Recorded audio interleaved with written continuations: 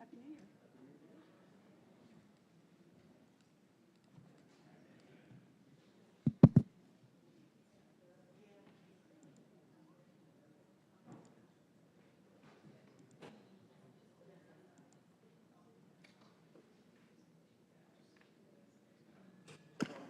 Are we ready?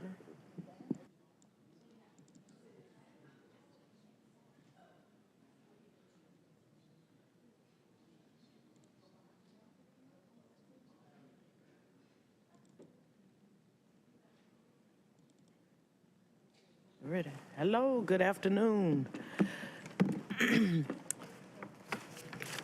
Welcome to our City Council work session on Thursday, January 5th, 2023 here at 1 o'clock at 101 City Hall Plaza. Welcome to everybody who's joined us here in the audience today, as well as those who are on the internet.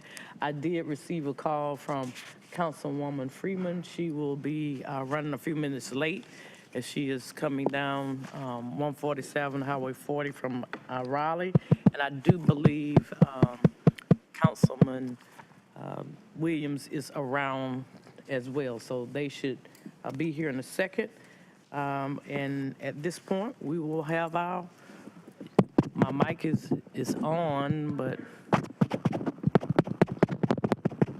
Hello. testing? Testing, All right. testing. There we go. Okay, there we go. Okay, so we'll start that again then. Welcome to City Hall here on the first floor of council chambers for our City Council work session today, Thursday, January 5th, 2023, here at 1 p.m.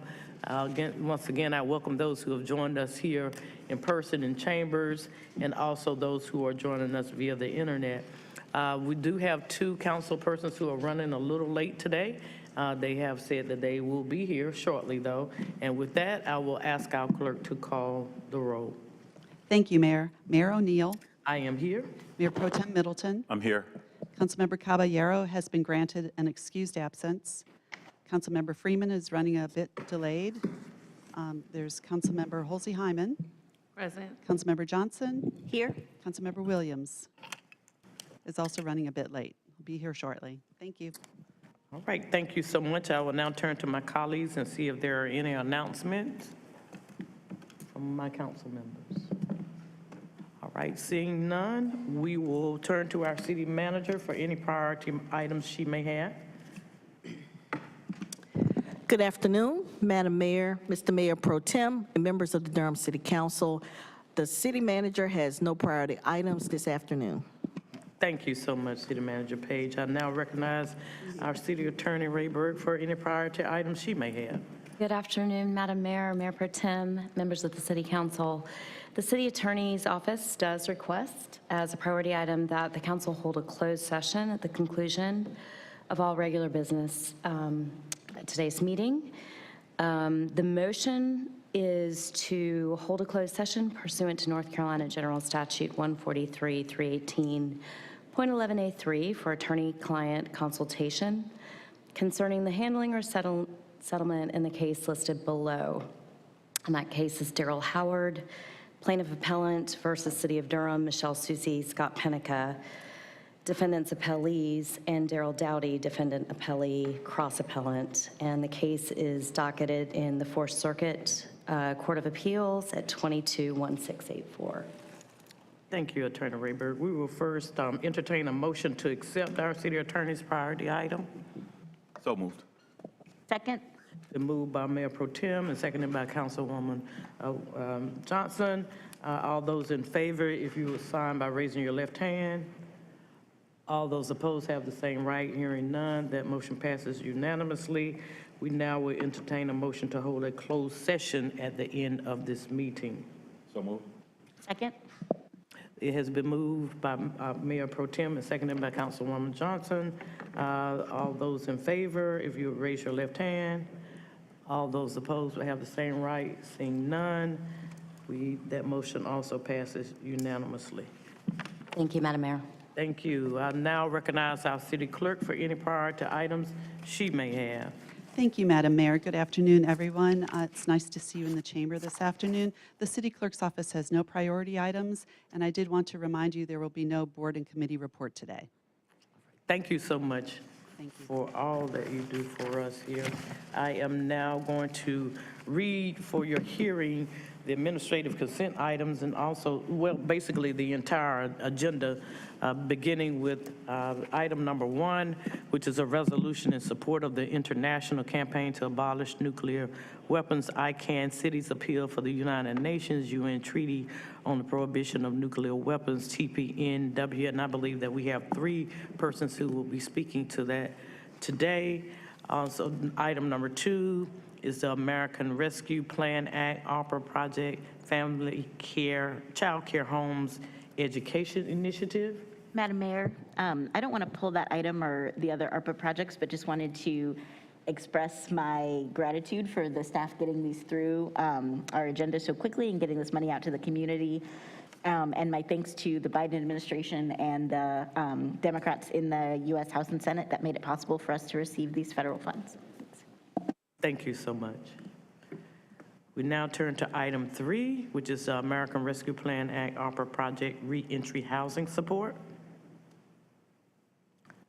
Item 4, the American Rescue Plan Act, ARPA project, transitional and independent housing. That item will be pulled. We have 1 speaker for that. Item 5 is a contract amendment for broadcasting and public interaction of city council meetings. Item 6, the contract agreement for services with Made in Durham. I'd like to pull that, Madam Mayor.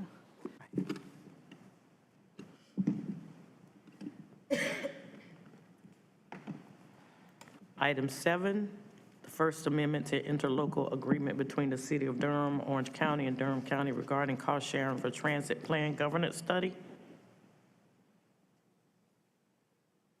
For presentations, item 8, the Affordable Housing Deep Dive presentation on Durham Homeless Continuum of Care will be led by Councilwoman Monique Hosley, Hyman Hosley.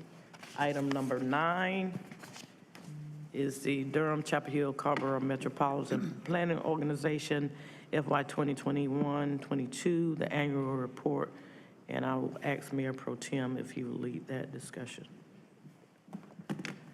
Public hearings, item 10, zoning map change 1311 North Carolina Highway 54 West. Item 11, consolidated annexation Copper Run South. Item 12, consolidated annexation Crescent Towns. Item 13, consolidated annexation Kemp Road Residential. As a citizens matter, we have item 14, Mr. Phil Remmers, who is to receive comments regarding the development of dedicated bicycle paths in Durham, Chapel Hill, particularly between Duke University and UNC. And that is all I have for today's agenda. Madam Manager, here's what I have for those pulled items. We have item number 1, 3 speakers. Item number 4, 1 speaker. Item number 6 has been pulled by Councilwoman Freeman. Is that what you have? Yes, ma'am.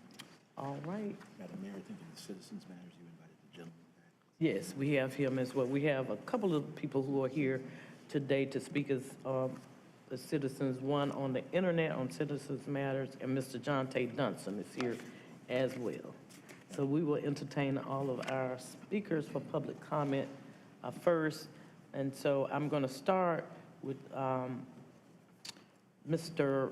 Remmers, and he will be followed by Mr. Dudston.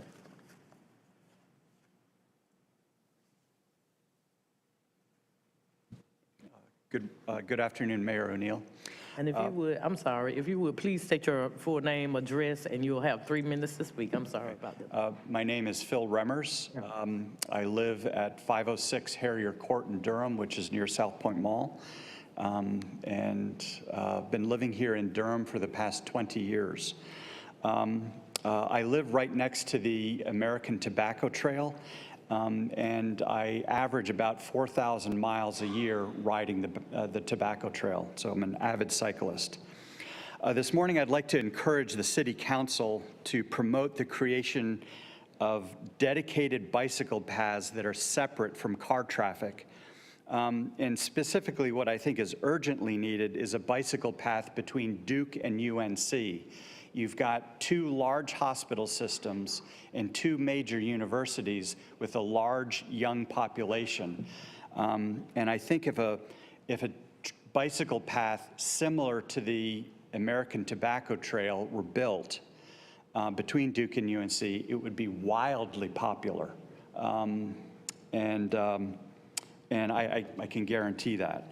In 2017, the City of Durham commissioned a study to evaluate how to promote cycling and walking in the City of Durham. It was called the 2017 Bike and Walk Implementation Plan. The plan proposed 75 projects, and one of which was to help promote cycling between Duke and UNC. It was a bicycle path in the road. I think it was on Garrett Road. It was only a portion of the distance. The 2017 Bike and Walk Plan is, I think it's well-meaning, but I don't think it reflects the needs or the habits of cyclists. And I don't think it will encourage cyclists to leave their car at home and ride their bike. The success or failure of a bike project is contingent on, I think, two factors. One is personal safety. I think that's the #1 issue. I'm not going to ride a bicycle on a bike path that's going to put my personal safety at risk. And I think a large number of the bicycle projects in the 2017 plan are they're in the road with like a white line down the road and a bicycle symbol, with cars going by the cyclists at 40, 50, 60 miles an hour. Yeah, I'm not going to put my safety at risk, and I don't think they have encouraged cyclists. I think they're largely unused. And the second issue is a successful bike plan will be a long-haul plan of, let's say, 8 to 10 miles in length. Most of the projects proposed in the 2017 plan are between maybe 1 and 3 miles. And so all that to say, I'd encourage to focus our time and effort and money on these projects that put bicycle safety first and that are long distance. And I think a bike path, a dedicated bike path between Duke and UNC would fit the bill perfectly. Thank you so much for your comments today, sir. Thank you. Mr. Dudston? If you will state your full name for our hearing and your address, and you have 3 minutes, sir. My name is John Tay Dunston, Durham County resident, Durham County taxpayer. I would like to say good evening to City Council, Mayor O'Neill, and our brothers and sisters and family of the community. I'm here to speak on January 1st about the atrocity that happened in Wellens Village. Now, the problem that I'm having is that I'm losing sleep, because I'm getting phone calls left and right about them saying, about everybody in this community saying, Mr. Dunston, you was absolutely right. You was absolutely right about the shootings that happen in this community. And most of these shootings that happen in this community is a situation where when I asked y'all to take that budget from that spot shotter, to give it towards our police department, to increase our patrols, you could have took that budget money and actually hired at least 4 police officers. You could have split that money 4 ways. That would have been more patrols in Wellens Village. In order to deter gun violence, you have to put the deterrents in place. Now, I'm reading on WRAL, and I'm reading these news feeds that's saying that where was ShotSpotter at in Wellens Village. But on the 1st, on New Year's, what was funny was that me and a group of our friends, and we own security companies, and we started to walk the whole neighborhoods with them shooting. And we was able to run across one of our police friends that let us listen in on his radio about the shot spotter technology. And the whole entire time, we walked up and down Austin Avenue. And the whole entire time, we heard shot spotter calls going out for Ridgeway and Wabash. And those are in MacDougal Terrace. We did not hear that system go off on any other streets. And then, Mark, you said that that system cannot hear gunshots inside cars. Now, when I was listening to that system, it said that it showed us that it can pick up on gunshots, handguns, and rifle shots. And the whole entire time, we sitting out there, nobody responded to those calls. We stayed out there on the whole strip of Austin Avenue that whole entire night. And nobody showed up. They shot up until 3 o'clock in the morning. And I could tell you exactly what type of firepower is around here. These young boys are walking around here with full automatic weapons. So the problem is that, like the saying goes, you can kick a dog up to 3 times before he turns around and bites you. And right now, the citizens are being felt that we're being kicked. We're being kicked, and we're being kicked. Now it's time for us to bite back. There's a group of us in this community that are trained to take these weapons off these young boys. So what I'm going to do is that I'm going to reach out to our sheriff to get him to deputize 5 of us brothers who's not afraid to take these weapons off. And if that does not happen, then they always say, the enemy of my friend is more of my friend than an enemy. I'm going to go to Marie Joycey, and I'm going to ask her to get me in contact with the ATF. And we're going to make a deal with them to get these weapons off. We cannot continue to keep buying our way out of this solution. It's not us 30-year-olds, it's not us 40-year-olds, it's not our people of this age committing these atrocities. Thank you so much for your comments today, sir. And another thing about your mentors, okay? When we sit there and speak to these young brothers that y'all have out here mentoring, y'all don't know how we're testing them, okay? And the fact is that when Derrick Rhodes was in here the other day getting his award, I tried to speak to that brother out there and say, congratulations, brother. And if you're supposed to be a mentor, one thing a man does is when another man speaks to you and says congratulations, you turn to him, you shake his hand, and you say thank you. You don't look down and walk past him. So when you want to talk about mentors in this community, Right. these are mentors. We are the mentors. And I'm sorry that I'm fed up because this situation is going to happen again. Thank you, Mr. And the next situation is going to happen, it's going to happen at a school. Because it seems like that every time I come and talk to y'all about these situations, y'all prove me right. And one thing you said, Mayor O'Neill, is that if you feel that you can make Durham County a lot safer, then you should run for mayor. You lit a fire up under me. And I appreciate this time because I'm angry and the citizens are angry. I hate the fact that we're walking out here every day and we're seeing these young boys with these ARPs walking around here tucked in here like it ain't nothing. Our law enforcement is not enforcing it. So therefore, we got to find a way to enforce it. And if I have to be the one, like you said, January is Courage Month, my birthday's January 8th. That's the best birthday gift I ever had, and I'm going to show you what courage is. Thank you, Mr. I apologize. I have compassion. I love my family, and I love this city. Thank you, Mr. Anything that I have to do to make sure that everyone is well protected and safe. Thank you so much. We appreciate your time today. We now turn to Ms. Donna Stainbeck, who is on the internet, I believe, for public comment.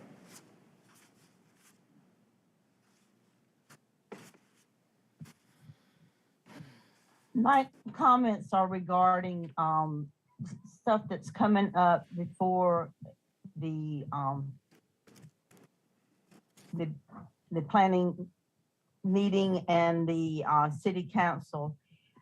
One of the concerns is that we're still seeing sites that don't have any existing fire coverage or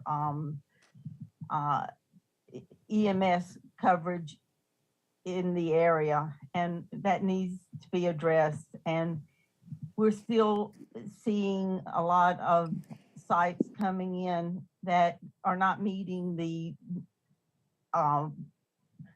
newer ordinances because they haven't been accepted. And we just would like to see more proffers given from y'all to all, from the developers to the city council, and to make up the difference between these new ordinances until they're accepted and what is, currently the existing ordinances.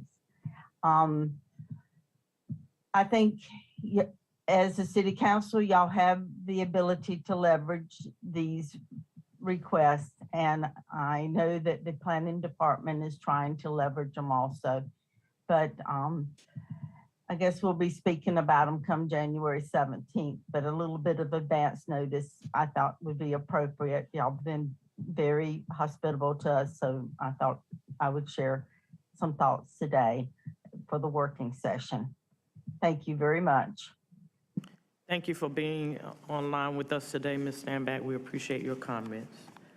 I now turn to our pulled items, and I believe we have 3 persons here to speak on item number 1, which is the resolution in support of the international campaign to abolish nuclear weapons. ICAN Cities Appeal for the United Nations UN Treaty on the Prohibition of Nuclear Weapons, TPNW.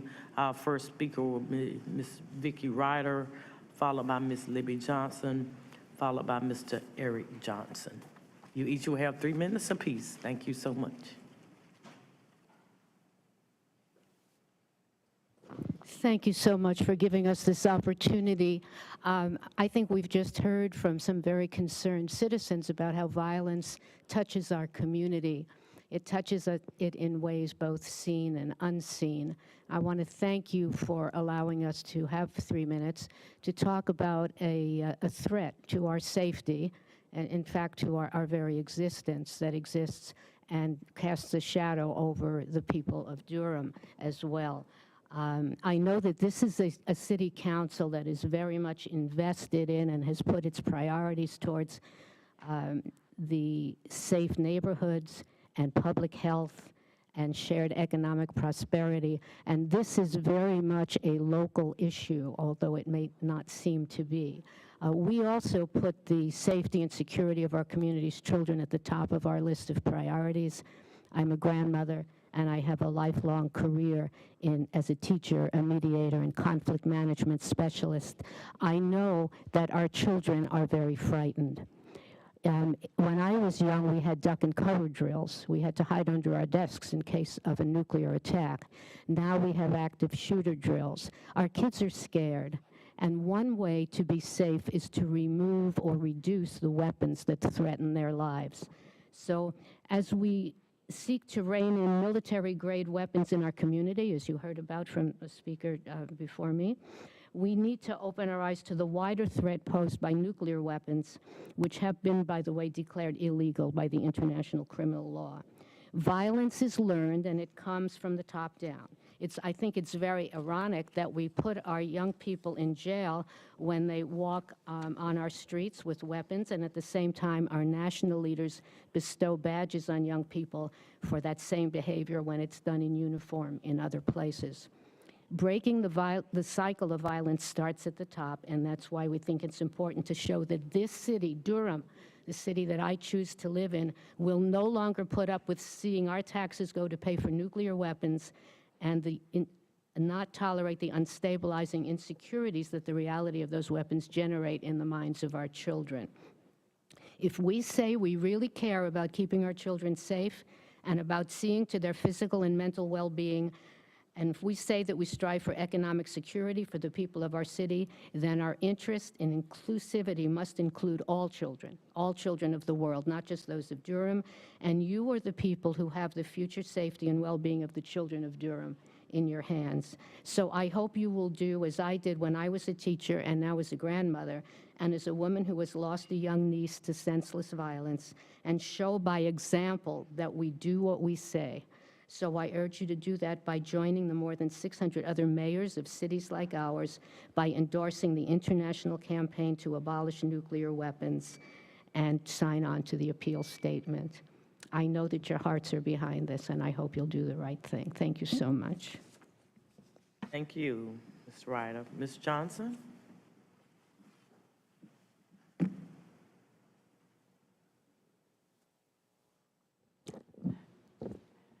I'm Libby Johnson, or Elizabeth M. Johnson. I live at 2127 Edwin Avenue in Durham. And as Vicki, I am a grandmother, a mother of 5 children and 8 grandchildren. And I consider all the children of the global community as a part of my family. And I'm very much interested in their continuing safety and future growing up in a world of nuclear weapons. So praise to Durham for actually looking at our request to endorse the city's appeal statement of the ICAN city's appeal. ICAN, as you know, won the Nobel Peace Prize. It is a coalition in 2017, a coalition of in 100 countries that have tried to make aware the humanitarian catastrophic consequences of the possibility of the use and accidental use of nuclear weapons that could destroy our planet. I'd like just to make 2 points for sure that we understand. One is the estimated $14.4 million that leaves Durham every year, and could be more now, in federal tax dollars, just in nuclear weapons and the cost alone. And their maintenance, it takes $14.4 million. And in the state of North Carolina, it's $500 million goes in federal taxes to support nuclear weapons and its cost. And it could be better spent here, the $14.4 million here in Durham, for all the humanitarian needs, for the societal needs. And being a former nurse practitioner that took care of folks, especially children and women, I saw what happens when we spend dollar after dollar on military and Pentagon use, and it doesn't come down to our communities. Number 2, this call is not a unilateral disarmament, but a call for all nations, and tough negotiations and verification agreements will need to follow.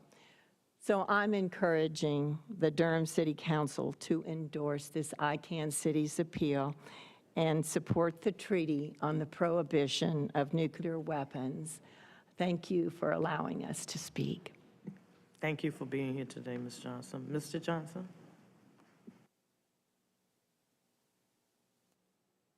Good afternoon. My name is Eric Johnson, E-R-I-K Johnson, and I live at 2127 Edwin Avenue here in Durham. Please know that I'm deeply grateful for this opportunity to speak to you and add my own words to Libby and Vicki. And thank you for including this opportunity for you all to vote on this resolution that is before you.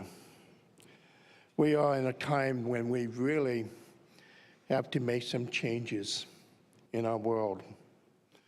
And the Wealth Women International League on Peace and Freedom are deeply aware of the existential threat that these weapons hold before us. I've been involved as a Presbyterian minister in the denomination and in the parish ministry for 50 years. And most of that against nuclear weapon resisting their threat. And it looms over us as we speak now, that threat. Our city of Durham is small against the magnitude of the threats of these weapons.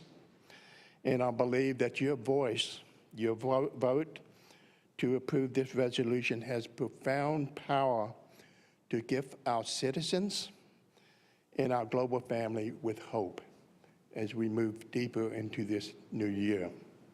Your action will be a sign that points to the reality to which we all want to participate in, to be in a global family, in a national family, in a local family here in Durham, free from the threat of annihilation. You will also expand the realm of your compassionate concern, and moral responsibility well beyond Durham by your action today. It connects us with those 600 cities that the mayors that have signed on to this. It connects us to the world religions. The major denominations have taken strong stance against nuclear weapons. It would carry our care and responsibility not only to the well-being of our own beloved family, but to be in solidarity with 8 billion people that look to this sign of hope. And from the red-cheeked salamander in the Great Smoky Mountain to the loggerhead turtles, all the non-human life that look to us. So let's boldly listen to the cries and the voices of those who are victimized in multiple ways by the mere existence of the nuclear weapon. In a single afternoon, all of our celebrations over Christmas, during the season of Epiphany, Zwanza, and Hanukkah, all of that can disappear, our dreams, our memories, our celebrations.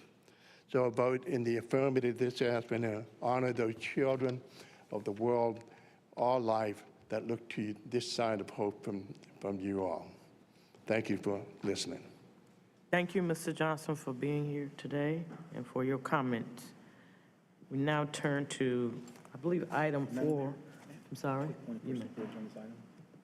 If I might. Thank you, Madam Mayor. I just wanted to thank you who came to speak on this resolution. I think you did something far more eloquently than I have, and I want to thank you for responding to some of the messages I've gotten from folk about, you said it. You said this is not about unilateral disarmament on the part of the United States. This is truly an international campaign. So for all those folk who sent me messages saying that these folk are naive, they don't understand mutual assured destruction, they don't understand the power of the American nuclear deterrence and how NATO is predicated upon America being the superpower that it is and how nuclear weapons play such a major role in that. Thank you for this work. I'm excited about voting for this resolution. I know there are a few nations that have not signed this treaty, and you can figure out which ones in the world that aren't, but I want to thank you for stressing that this isn't just about us. This is truly a world and international movement. This is sacred work you're doing, and very important work, and I just want to thank you for coming here and clarifying that for all of us listening. Thank you. Thank you, Madam Mayor. Thank you, Mayor Pro Tem. Thank you. I did mention that we had item number 4 that was pulled, but actually the speaker is a resource person, Mr. Protzman, I believe. Unless he wants to speak. He still might want to speak. You might, if you want to speak, you may do so, sir. You have 3 minutes. Well, I'm happy to speak about whatever. I was asked to come, and I know that you guys were discussing our transitional and independent living housing program, so I'd appreciate the opportunity to kind of discuss that program with all of you. Again, my name is Alex Protzman. I'm the founding ED of Life Skills Foundation here in Durham, North Carolina. In about 2015, I started a program to provide housing and wraparound supports for youth aging out of foster care and or who are otherwise homeless. In Durham, in the county, most of them are from the city. We have around 20 who turn 18 every year, who leave the foster care system and don't have the traditional supports that many in this room have. And so we created a program that can provide, we bought 2 apartment buildings just south of Central. I don't want to say exactly where they are. Some of you have been there. And we've housed probably over 200 young adults here in Durham in this program. Young adults can stay with us for about 18 months, and we provide a kind of a spectrum of support. So it's not just housing, right? Because if you put an 18, 19-year-old in housing and you say, I'll see you in a couple months, you're going to have a bad time. And so we do a lot of therapy, wraparound supports, help with bills, help with resumes, help with job coaching. And we at the beginning of the pandemic, it was, we are a very hands-on organization. And so when we had the opportunity to apply for the ARP funds, we wanted to because we didn't know what the landscape was going to look like. We do in-person work. We had to transition to some kind of hybrid version, but it didn't work very well because a lot of our young people have some pretty significant issues, and they're not really going to solve those over their phone or their laptop. So a lot of our frontline staff kind of weathered the pandemic, caught COVID, recovered from COVID. So it was a pretty rough time, and as a small nonprofit, it was pretty terrifying. Who knows what our donors are going to do, or who knows what you know, our funders are going to do. No one knew, and so it was wonderful to apply for this, and so we applied to help support the program. So these dollars will go to support our transitional and independent living housing program. So that's young adults in our housing, the 2 apartment buildings in Durham, and soon to be a couple more units here in Durham, as well as we do a lot of rent assistance for youth when they age out. As you know, it's hard to find a living wage job here and find affordable housing, so we kind of help bridge that gap. I'm happy to, I didn't really have anything planned, so I'm happy to answer any questions, or if you knew, I'd be interested to hear who of you knew about this program prior to seeing the ARP application.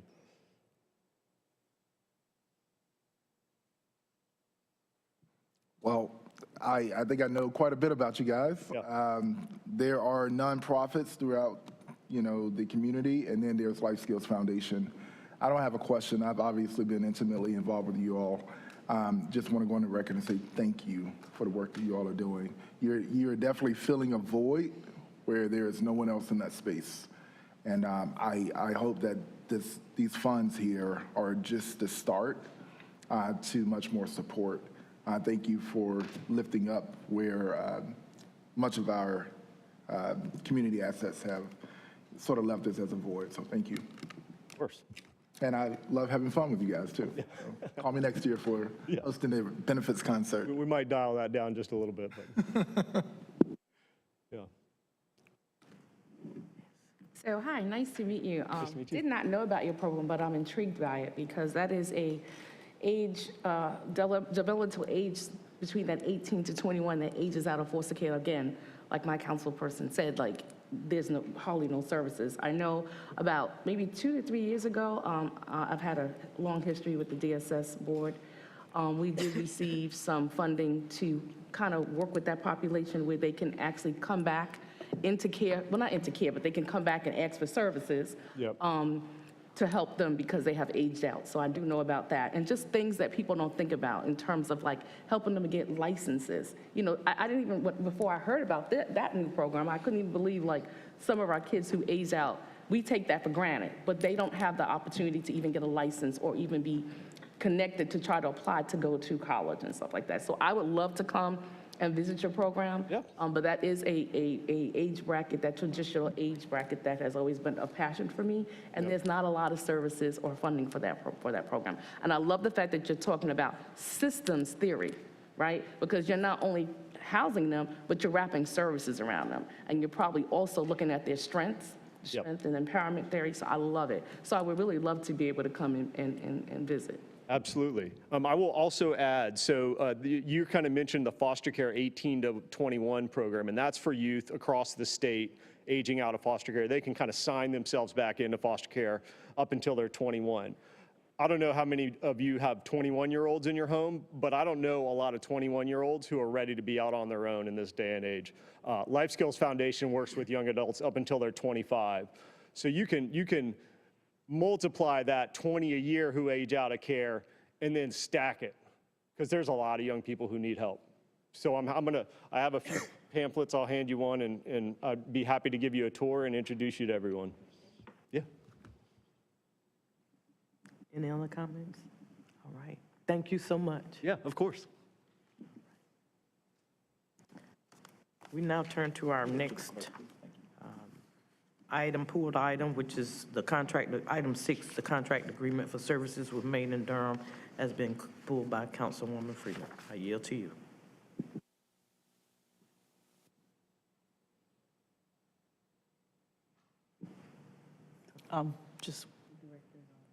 Directors online. I just wanted to get a baseline number for the opportunities that'll be available and the ages. I'm trying to see exactly what's happening with the program so far. I noted a lot of things were on pause, and I just wanted to find out what was, I guess, the timeline for it coming off of pause with this fund, with these funds being made available.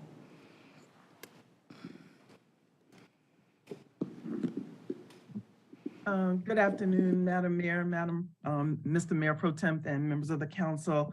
Adria Graham-Scott from the Office of Economic and Workforce Development. You're asking for the specifics of when the Bulls program will continue because it is in progress now. They in fact just set a new class. I wanted to make sure I have clarity. Just noting from the report, it stated push back for funding, the infrastructure plans, the program development and funding for 3 initial partners, and a number of other areas. So while the students may be sitting in the cohorts, I'm assuming they don't have a curriculum, because that's what it felt like came across. No, ma'am, that's not the case. They are moving forward with a curriculum. The infrastructure that you're speaking about indicates actually physical infrastructure.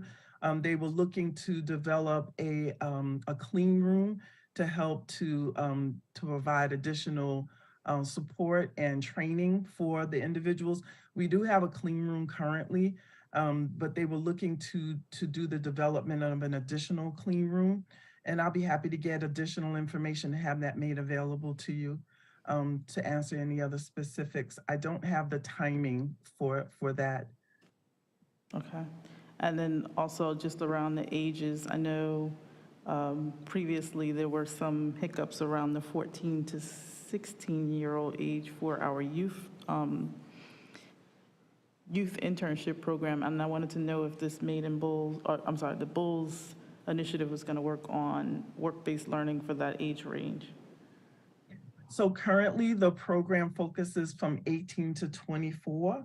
And the reason that is 18 and over is because this program was developed in partnership with NC Biotech and Durham Tech. And so some of the age restrictions with respect to the types of programming and also access to the curriculum is determined by the age will create a limitation for that 14, 15, and 16-year-olds weren't really in the position to take advantage of the opportunity at this time. There has been discussion, I know, with DPS, and they're part of our collaborative partnership, and they're looking to see, what can happen as sort of a precursor to this program. It wouldn't be directly in the Bulls program, but certainly we're looking for ways to incentivize our younger students, especially within DPS, to help them to be exposed to this industry cluster and to build a pipeline so that they would move directly into the program. Thank you, and I will say that it's been a very beneficial program, and I think it's phenomenal. I think 50 students is a great number to start with, and I look forward to seeing it grow. And so I will be keeping an eye out, whether that's growing the number 18 to 24 or actually creating a pipeline from 14, 15, and 16.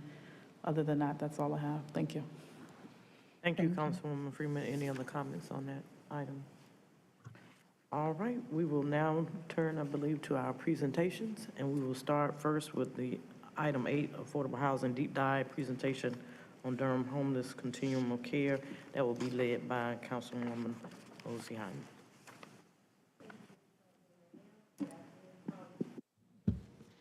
Thank you, Mayor O'Neill. Good afternoon, colleagues. We are now going to be hearing a presentation around affordable housing deep dive presentation on Durham's homeless continuum of care. It'll be 25 minutes, and so I'm going to the resource person, Amber Wade.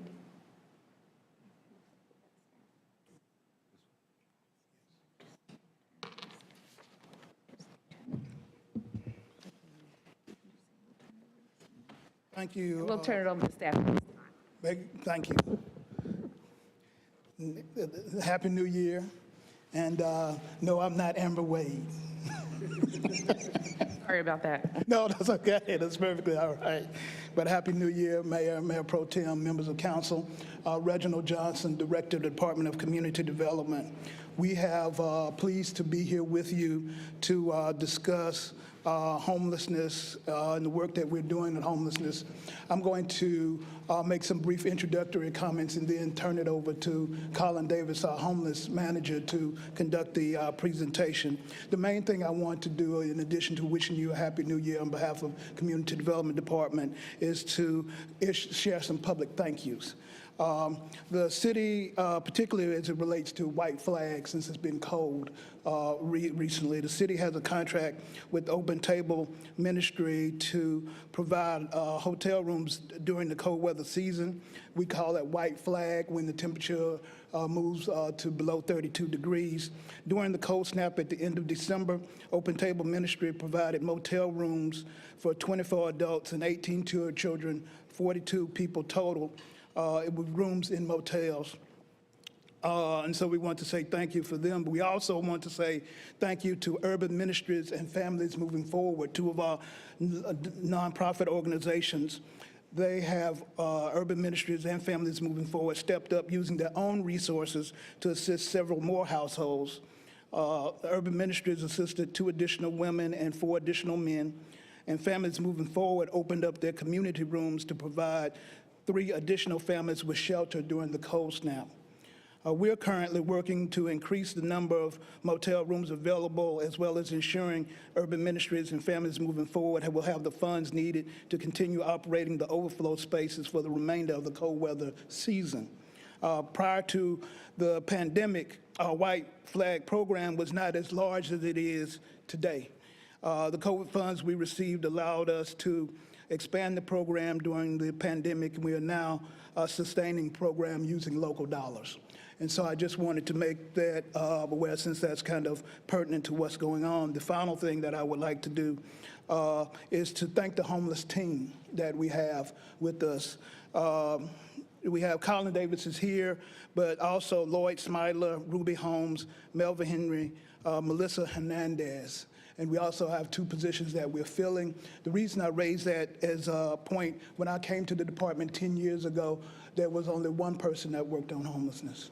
And so I want to say thank you to the council and the manager for adding the additional staff to meet the work that we're doing and meeting our homelessness community. And so I just want to say thank you for that. And with that, as it relates to homelessness in this presentation that you're going to learn quite a bit about, I'll turn it over to our fearless leader for homelessness for Durham, Colin Davis, who is our manager. Colin. Thank you, Reginald, and good afternoon, Mayor, Mayor Pro Tem, City Manager, City Council. Colin Davis, Community Development Department, Manager of the Homeless System, as Reginald shared. So I am going to attempt to give you a brief overview of the homeless system and the multiple hats that we wear as the city and as community development and managers of the homeless system. I joked with Amber. I said, how long do we have? She said, about 25 minutes. I said, this is really about a half day or a full day presentation, but we'll get through as far as we can. If we please ask questions. It is a little bit nuanced and tricky with a lot of the stuff we do in community development. So today we're going to try and do an overview of the system, what the city's role is, the public funding that helps us do what we do, and of course answer any questions that you all may have. So we'll start off. HUD has required every jurisdiction that receives federal HUD funding to have what is called a continuum of care. So Durham's continuum of care is the collaboration of all of the homeless service providers and interested entities, and we want to bring in as many stakeholders as possible. Your ideal continuum of care includes law enforcement, hospitals, jails. So we do have representation of our educational systems. We have a seat on the Homeless Services Advisory Committee, which is our governing body for law enforcement and housing authority and other stakeholders that interact with households that are homeless or at risk of homelessness. And our Homeless Services Advisory Committee is essentially our board of directors. It's kind of an interesting decision-making body, as the Homeless Services Advisory Committee itself does not have any true legal entity. They make recommendations on approving proposals that would go to HUD for funding or to the state for funding, similar to city council making, or similar to the community development staff making a recommendation to city council for the city council to approve a contract going to a service provider for the mayor to, for the city manager to sign. The Homeless Services Advisory Committee takes the information provided by the scoring committees in advisement and recommends to HUD or to the state, these are the contracts we recommend you entering into contract with these providers to provide homeless services in Durham. In the Homeless Services Advisory Committee, we have a minimum of 19 members, maximum of 29. 4 of those members are appointed by the city, 4 are also appointed by the county, and there are several institutional seats, like I talked about, Duke, NCCU, the law enforcement seat.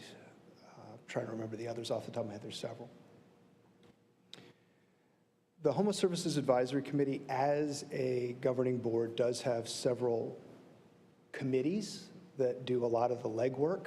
So a lot of the day-to-day work that has to be done is done in the executive committee of planning meetings and approving appointments to various committees. Policy and planning is looking at our strategic plan, setting benchmarks, trying to find solutions to challenges. So recently, the Policy and Planning Committee has been looking at white flag. What can we do better? How can we make it larger? Is it possible to make it larger?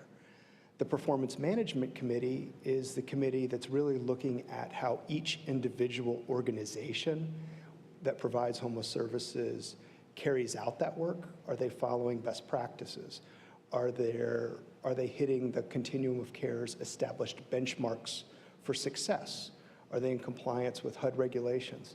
The Performance Management Committee is also the scoring committee that looks at applications that come in for state and federal funds.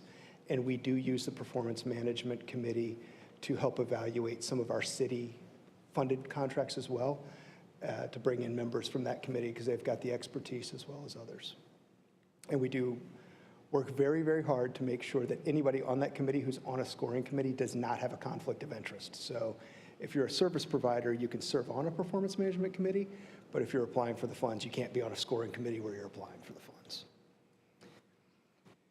As a quick update, there are a few useful definitions. We do have a coordinated entry system in Durham, and this is one of those things that HUD requires us to have as a single point of entry, that anybody who is experiencing homelessness or at risk of homelessness comes through a single point of entry, and then there is a appropriate screening evaluation mechanism in place to refer households to the appropriate resources if and when they are available.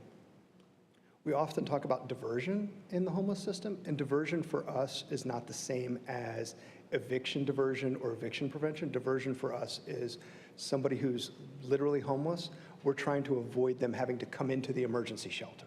So somebody who's literally homeless may be able to say, oh, I've got a grandmother who said I can come live with her, but I just don't have the funds to get to New York. I don't have the funds to get to New Orleans. I don't have the funds to get to California. It's like, oh, great. Let us call your grandmother. Let's verify that you can get there, and we can avoid you coming into the homeless system and going this way. Let's get you back to a family member who can help support you. So our emergency shelters are for those who there are no diversion opportunities. There's no way to exit the person from homelessness to permanent housing. And these are really temporary, ideally set up for 30 days, and extensions can be put in place to continue that 30 days for people who are working towards permanent housing. So a person who comes in and is watching TV all day and not working towards housing goals, when they get to 30 days, it might be like, you know, we've got 100 other people out here that want to get into housing. We're going to ask you to leave and find something else. That does happen on occasion. But the case managers in those emergency shelters work really, really hard to engage people experiencing homelessness in working on housing goals. Then, of course, we have to track everything that we do to report to HUD, to report to the Homeless Services Advisory Committee, and to report back to City Council and County Commissioners as well. So we do that in our HMIS system, which is our Homeless Management Information System. Permanent supportive housing. You may hear a lot about supportive housing and permanent supportive housing. In the homeless system, permanent supportive housing must be used for HUD-defined chronically homeless individuals and/or families. To qualify as chronically homeless, you must have a disabling condition. It does not mean that you have to be receiving disability payments from Social Security. It just means that a qualified professional has documented you have a disabling condition, and it will be longstanding. And you must be homeless for a continual 12-month time period, or homeless for 12 months over the last 3 years with 4 breaks in that system. So there's a lot of back and forth data tracking and hunting down housing verification to document the permanent supportive housing need and to enter into those programs. Rapid rehousing, we do spend a lot of money in our system on rapid rehousing. This is a short to medium term intervention. It provides financial assistance, such as a security deposit, first month rent, ongoing rent, utility assistance for households who are literally homeless. You must be, excuse me, you must be literally homeless to qualify for this program. It doesn't work. It will not qualify for somebody at risk of homelessness. We also, with that rapid rehousing, comes supportive services. So this is a case manager to work with the family to help with budgeting, whatever they need to maintain that housing stability. Street outreach. Thank you so much.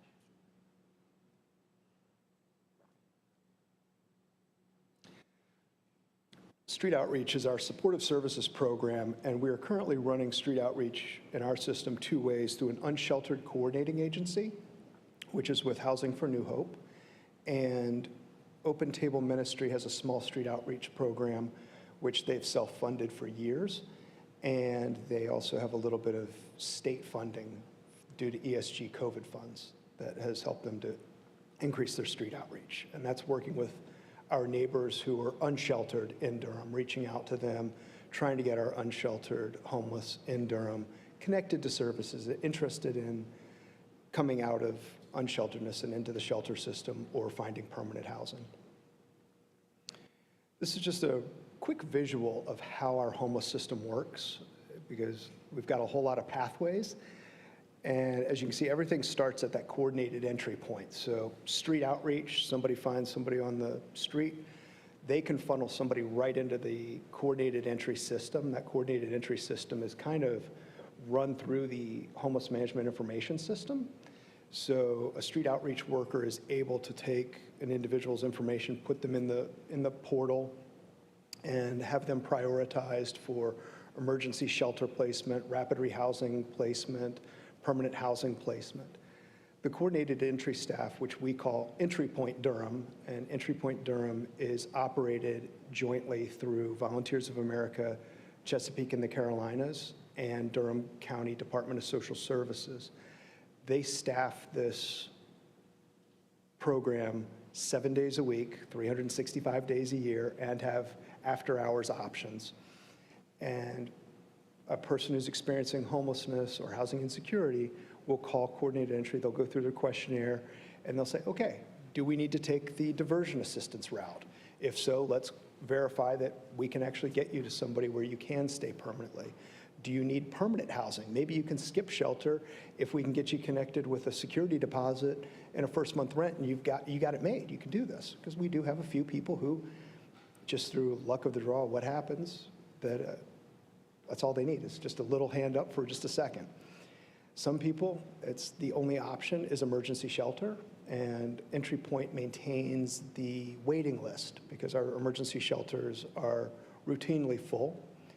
And when a bed becomes available, the emergency shelter sends a note to Entry Point and says, we've got a bed open. The bed is for a single male. Entry Point then goes to their list and says, oh, here's the single male with the highest acuity, the greatest need. based on our evaluation scale, and they reach out to that person to coordinate an intake for that individual to come into emergency shelter and begin that process. Then, from all of these, the goal is to get people to permanent housing, because our goal is to make homelessness brief, non-recurring, and not frequent.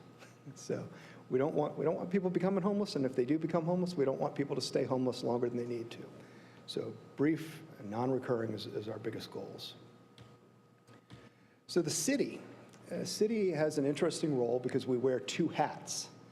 We serve as the lead agency, which is HUD, because as I shared earlier, our Homeless Services Advisory Committee doesn't have any legal status to sign a contract with HUD. So the city, as the lead agency, does have the legal authority to sign those contracts with HUD to accept HUD funds that come through us. Think our Emergency Solutions Grant, CDBG funds that we use in the homeless system. We do not accept HUD money that comes through our annual allocation. I'll talk about it in a little while. HUD does do some contracts directly with our homeless service providers in Durham. As the lead agency, we do a lot of the organizing, the behind-the-scenes work, the staffing for the Homeless Services Advisory Committee meetings, the committees. We write the collaborative application every year that goes to HUD and goes to the state, and we submit all the required HUD reporting documents and conduct the annual point-in-time count. And this year, our annual point-in-time count will be at the end of January the 25th. And we are doing that in partnership with Housing for New Hope, so we'll be doing that then. And we are also the coordinated entry administrator, which means it's our job to oversee that coordinated entry process to ensure that we're following the policies and procedures established by our continuum of care and making sure that we're fair and transparent and equitable in our resources. The city is also a funder of the homeless system. So this is where we use our dedicated housing fund, emergency solutions grant that comes from HUD, and some of our community development block grant funds that come to the city that we put out requests for proposals, and we enter directly into contracts with homeless service providers in the area to carry out various homeless services. Our recurring funds, this is where it gets a little nuanced. So the city manages the process for the Emergency Solutions Grant, about $175,000 annually, $177,000 of CDBG funds, Community Development Block Grant funds. We put the housing opportunities for persons with HIV and AIDS in here, and while the HOPWA grant is not specifically targeted for persons who are experiencing homelessness, there is some priority for persons living with HIV and AIDS who are experiencing homelessness to be prioritized for housing vouchers and other items that are in programs that are funded through the HOPWA grant. However, with that HOPWA grant, we do serve 5 counties, and the 5 counties are Chatham, Durham, Granville, Orange, and Person. And we just received allocations that are taking up to about $900,000 a year to do that.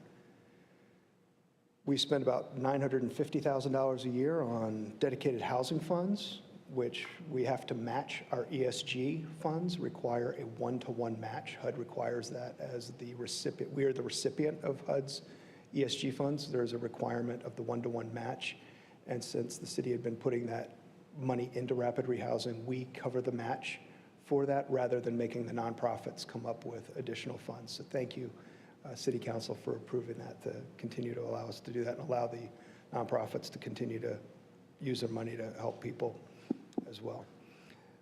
We also pay half of the unsheltered coordinating agency contract. The county pays the other half. Coordinated entry with diversion, that's the entry point that we contract with Volunteers of America, Chesapeake and Carolinas. That's what we pay annually to have them do diversion. And that money is not just staffing costs, that is also funds to help people reunite with family, to help people get into permanent housing, to use it as what we call barrier busters, because sometimes a landlord will be like, oh, I'll take you into housing, however, it looks like you owe landlord A over here a bunch of money, and if you don't pay off that landlord, I'm not accepting you into my unit. So if you pay off this landlord, then I can take you in. So sometimes we do use that to end somebody's homelessness. And then we have the homeless management information system that we have to contribute to help paying for that as well. We did receive some one-time funding, and this is kind of a breakdown of what we did and how we spent that one-time funding. The Emergency Solutions Grant COVID, which is that first ESG CV, $2.6 million. We spent on rapid rehousing, homeless prevention, and the homeless prevention was for a very small subset of people who were facing homelessness, but not necessarily an eviction diversion piece. The eviction diversion is a totally separate ballgame. This is really targeted for people who, without this assistance, they would literally become homeless and be entering the homeless system.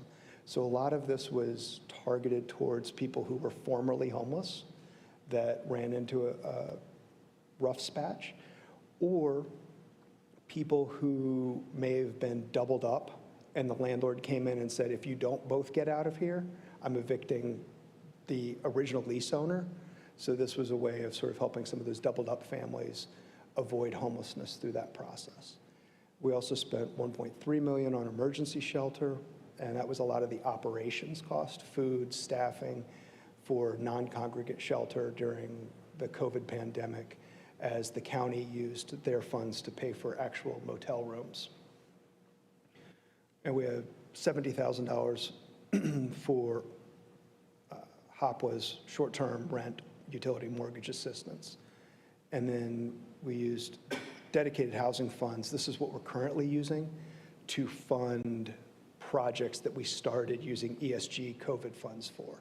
Those ESG COVID funds ended, and we ran out of those dollars June 30th of 2022, and the department worked and found $1.3 million to continue some of these programs that we identified the community and the homeless service community determined were needed to continue until later in this year, to sort of cover a little bit of a bridge while we're still dealing with social distancing requirements in shelters. We do have other public funding, so this is where we get into our annual competition funding, and we do have roughly $1.9 million that comes, this is for our HUD Continuum of Care funding, and $900,000 is spent on permanent supportive housing. We talked about that criteria earlier, and about $936,000 on rapid rehousing, and a small amount that helps to offset our required HMIS costs.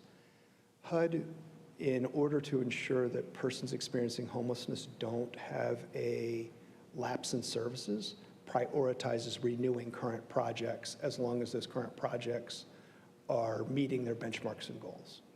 In order to do this, the Performance Management Committee does an evaluation twice a year of all of the HUD-funded projects to evaluate how people are doing. If organizations are falling short of the goals and expectations, they go through a performance improvement plan, and we help get them back to where they need to be.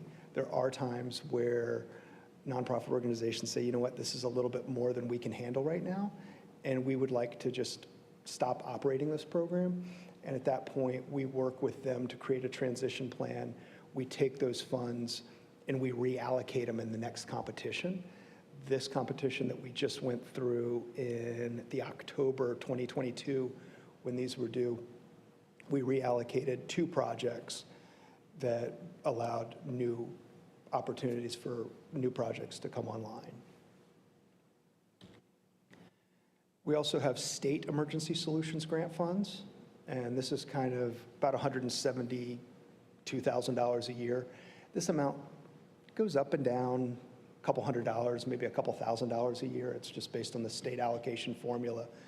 And each year we go through a procurement process that we handle, and the recommendations, this is how this shook out for the last 2 years, and the recommendations that came out of the last 2 competitions. We did have some one-time funding from the state for ESG COVID, which brought in another $1.2 million, $1.3 million, and we spent basically split it between emergency shelter and rapid rehousing, trying to move people out of shelter into permanent housing. And this was, once again, one-time funding. Durham County does help a significant amount at times with 50% of the unsheltered coordinating agency. They supply coordinated entry workers with DSS, has 2 dedicated staff there. And the county has been paying for motel rooms during COVID using their funding sources. So we kind of decided when we were all in emergency operations that we kind of split the bill. If you guys pay for the housing, we'll pay the supportive services. And it was a way of working together to meet the needs of the homeless services. This is just a quick glance at our recurring annual amounts that come through the system. So this is our ESG, CDBG, HOPWA, dedicated housing fund, and $2.2 million comes in from the city, 1.9 from HUD COC, and about 172 from the state ESG funds. When we look at our annual funding, I tried to break it out by over the last 2 years. This does include our one-time COVID funds as well as our annual allocation of funds. It does not include Durham County's contributions, and it doesn't include the HOPWA money, and it doesn't include coordinated entry cost or HMIS. So I was looking at really, here are the activities that have a direct benefit for people who are experiencing homelessness. While all of them are required to help people, this was the easiest way to sort of look at figuring out how many people directly were benefited by how much money we put in. So our street outreach, we helped 141 people, 141 households with $885,000, a little over 1,100 people through emergency shelter with $2 million, 253 households with $2.5 million, permanent supportive housing of $1.8 million, which was 318 people, and our homeless prevention funds that were one-time funding, 238 households were assisted with that $624,000. It was a lot of information, and I went through it relatively quickly. I'm happy to answer any questions you all may have. Thank you for your report. Homelessness is a very deep social issue. It affects on micro, macro, and meso level.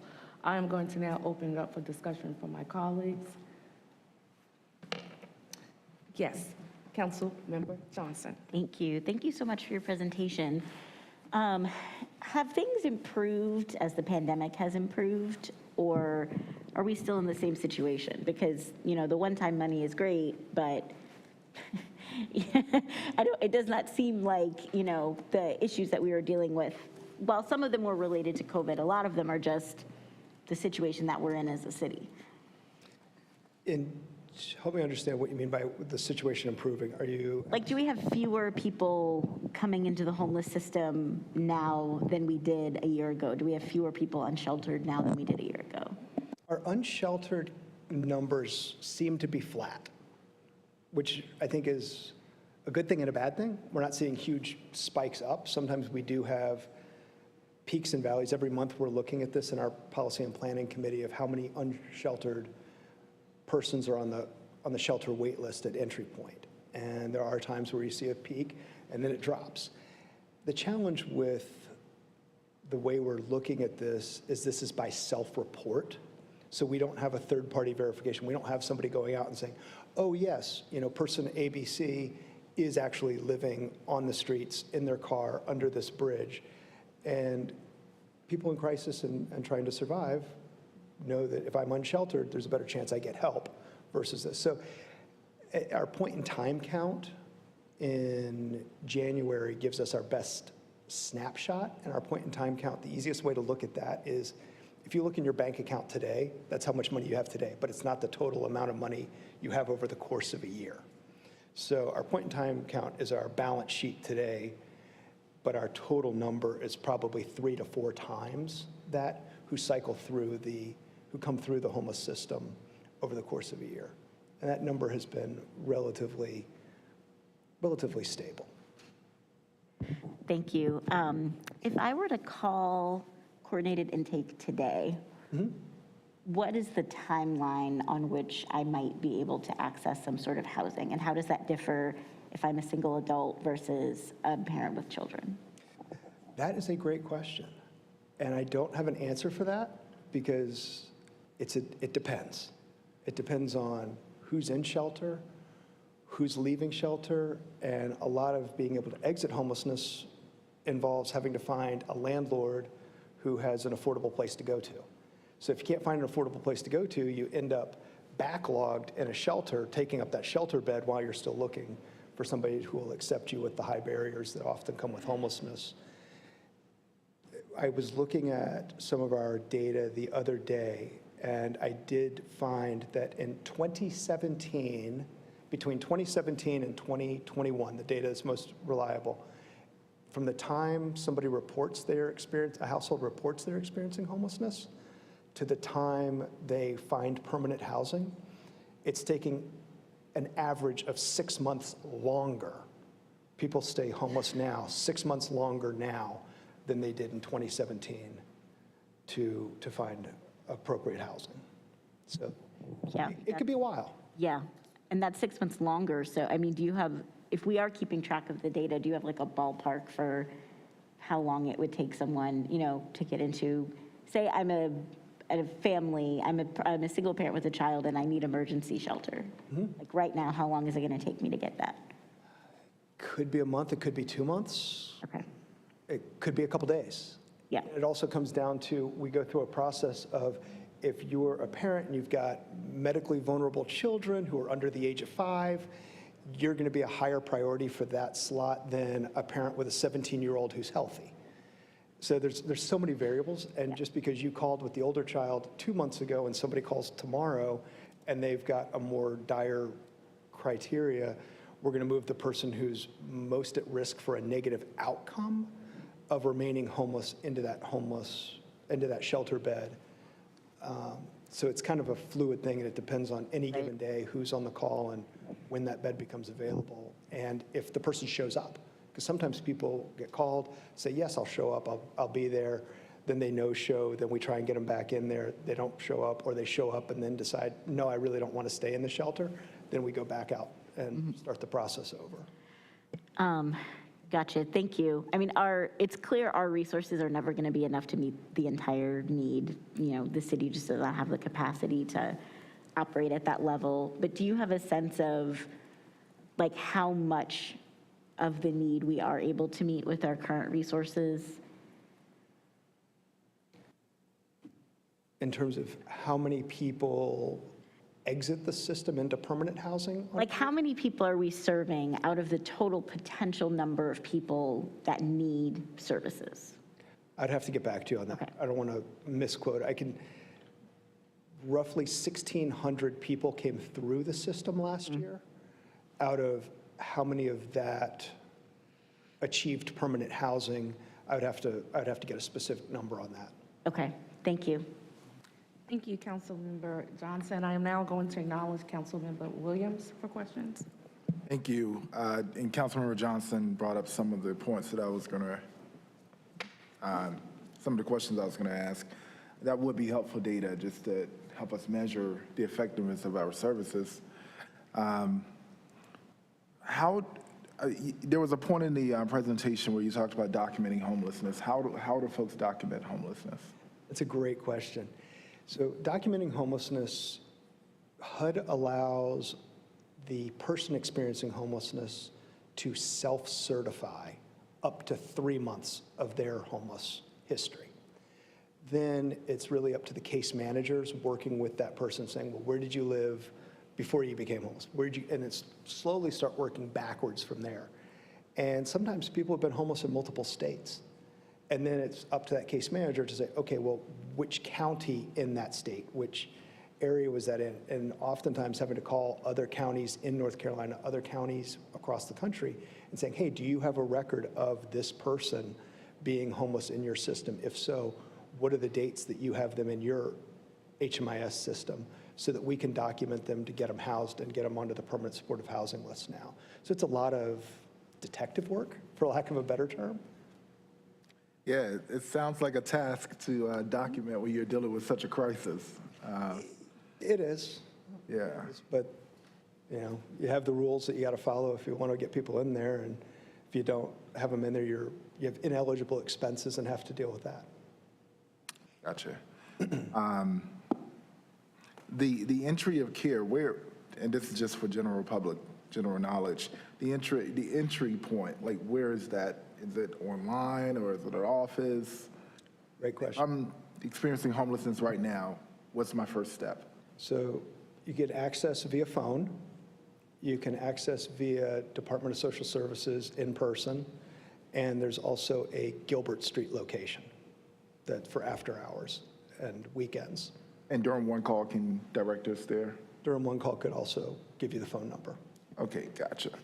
So part of the line of questioning from Councilmember Johnson was just identifying that disconnect, how many folks we're serving, and we have obviously ample amount of resources here, but yet you still see folks out there. The majority of the folks that are homeless, you don't see. You obviously don't know their situation.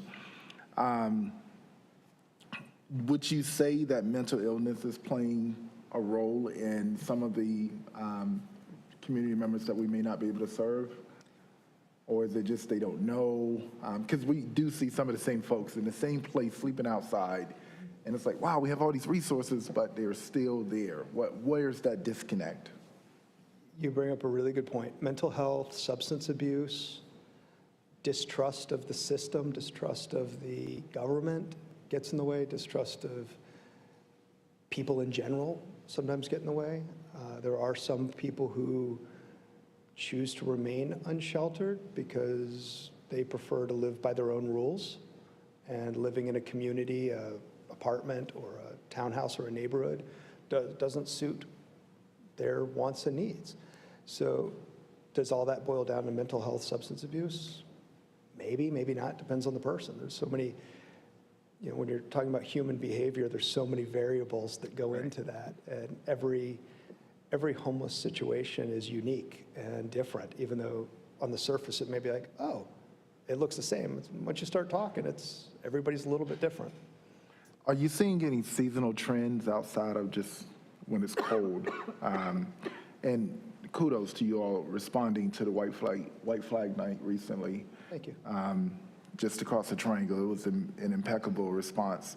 But do you see any other seasonal trends where the numbers commitments may be higher? Generally speaking,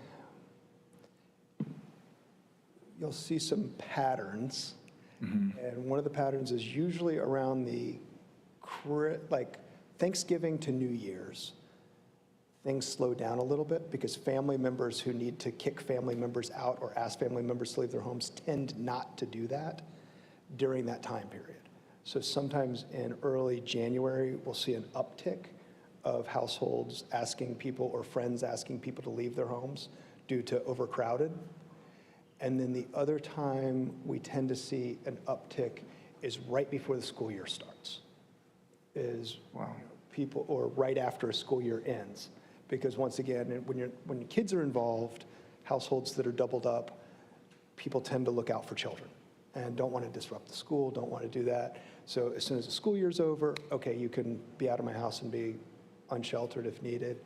And then people are trying to get into school, so before the school year starts, sometimes that happens as well. Thank you. I have just two more questions here. The market, the real estate market. Mm-hmm. So we have a lot of resources that are reactionary to homelessness. We have some that are proactive. How are you all responding to the market? Because it appears that the homelessness or access to homelessness is, one, is too easy. Two,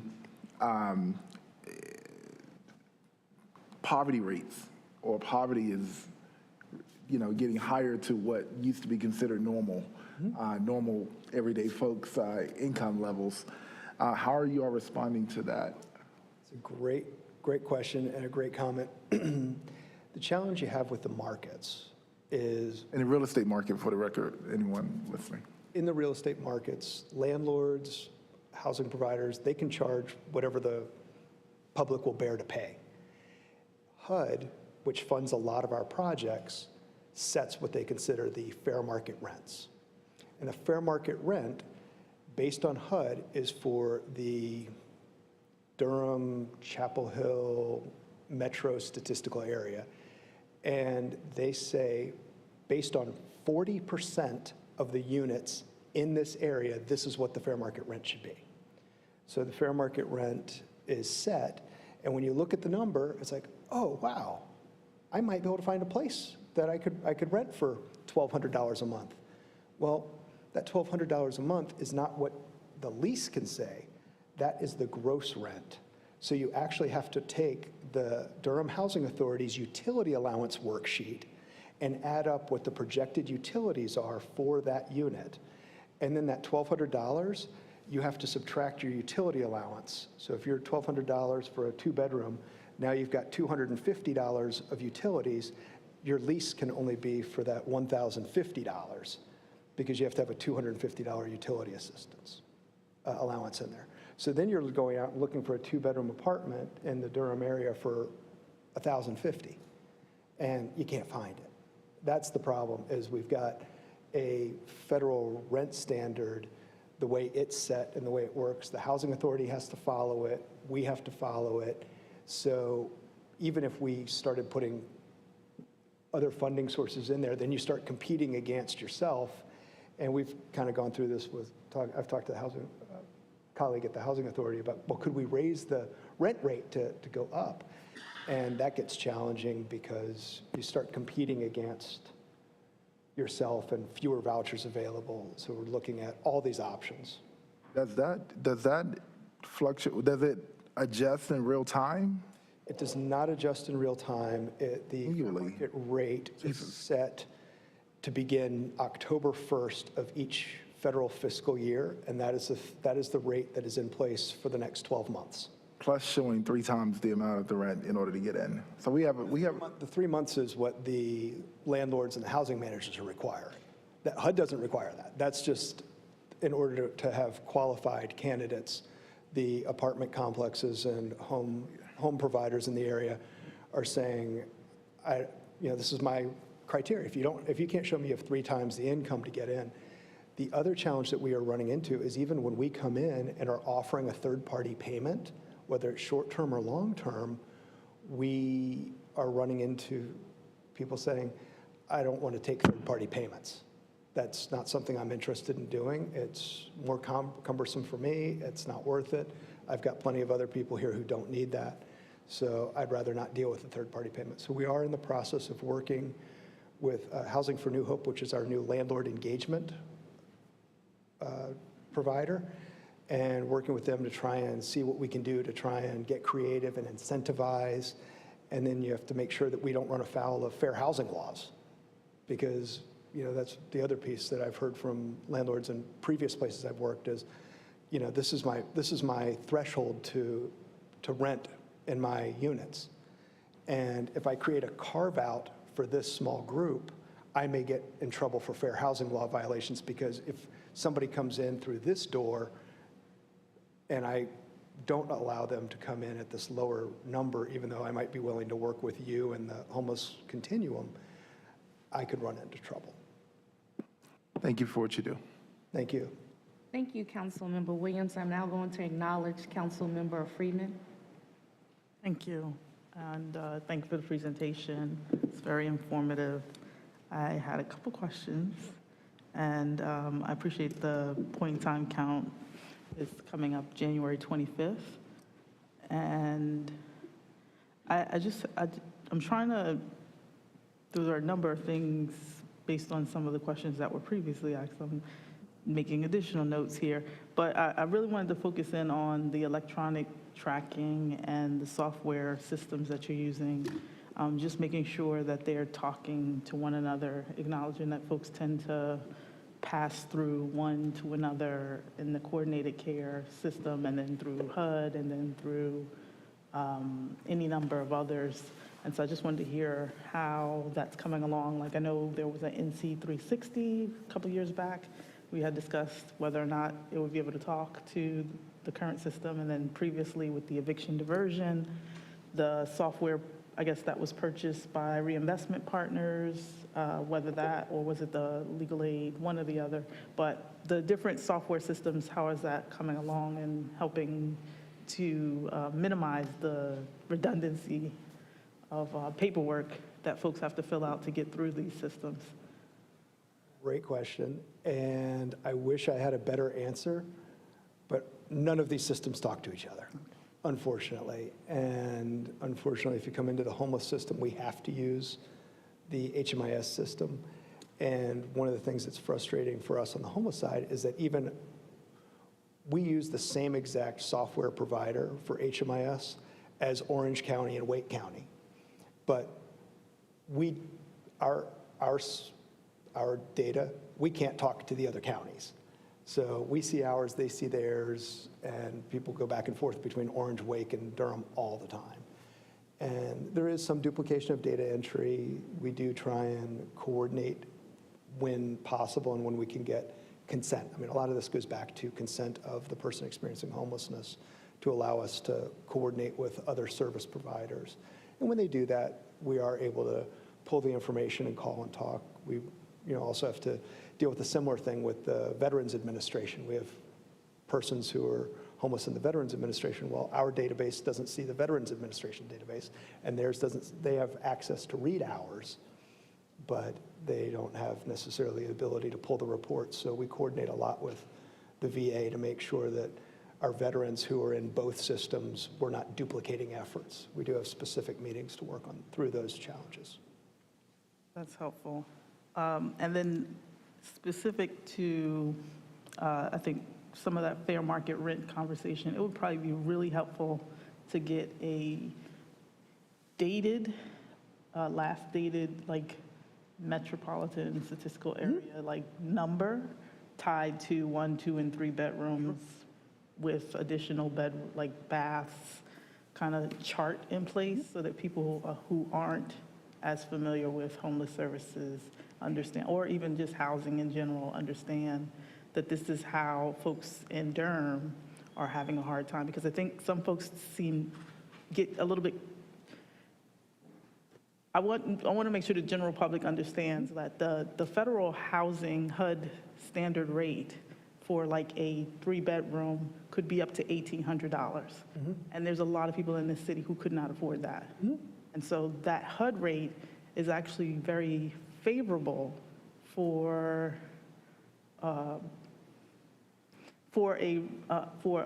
in comparison to someone who doesn't have someone who's working $7.25 an hour. And so just making sure that there are updated charts. I know we used to have that long list of like, who's the provider? And I think that's moved online. Who's the provider of affordable housing? Who's affordable, like whether it's families moving forward. It was a long laundry list that folded up, and it was. Yeah. It's all online now. Yeah. So I think we can pull, are you asking for what are the fair market rate rents for the year? Yes. And then a link, and then we could do the link because it's a whole lot of if-thens on the utility allowance because it comes down to, is it natural gas? Is it electric? What's your heating source? What's your water? And I think that that's important. It's really true. Because whether you pay water or not makes a huge difference. Whether you're paying gas or not makes a huge difference. But I don't think that we as a community have a fair understanding of what it means to pay rent in this city. And I'm not talking about anywhere else, just here in Durham. Just what it means to pay rent here in Durham. So what that $1,200 will get you based off of what our federal what our federal numbers look like and the subsidies that are available. And then I also had just a general question on whether the guaranteed income program, maybe some type of expansion so that you're offering stipends to folks who might be able to take that into a new apartment rather than having income coming in third party. I don't know what the legalities are around that, but I think that there should, I think part of that test case is showing that the stipend is probably the best option as opposed to trying to do this third-party kind of paternalistic, I'll help you pay your rent model. The federal, Only your rent.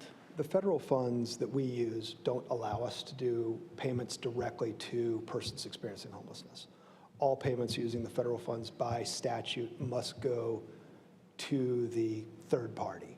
So to the landlord, to the utility company, to the storage facility. Is it possible to get that in writing in like a little short paragraph that I could use in our legislative conversation in March with our National League of Cities? Sure, about the federal What would prevent you from using a stipend specifically to support, rather than third party, what would actually help? Because the market is not going to change, and it's going to be even more competitive as the prices continue to increase. And so if I can do my part in doing the advocacy at the federal level, I would like to do that. So sure. You share that. That would be helpful. I can pull that regulation together for you so you have it. Thank you. No problem. And I think the one other thing I would ask, I don't know what the current performance benchmarks are, but I think that gets to some of the questions my colleagues were asking. If you even share what those benchmarks look like, I think for staff internally, I'm not sure what format you would put that in, but it might be helpful to have that.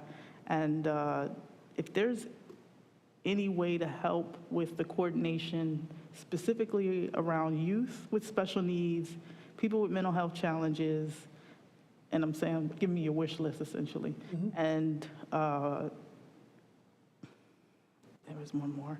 And formerly incarcerated individuals. If I could get a wish list around that, that would be helpful for also developing a legislative agenda around. One of the challenges that we have with some of those populations that you just named, they fall under different federal definitions of homelessness. Yeah. Department of Education has a definition of homelessness, and it becomes a challenge when we're working with the school system. A household that is doubled up with two families living in a house with children meant for one family to be living in, they are not considered homeless by the HUD definition of homelessness until one of them is told you must be out within 14 days. Then they're at imminent risk of homelessness, but they're still not homeless.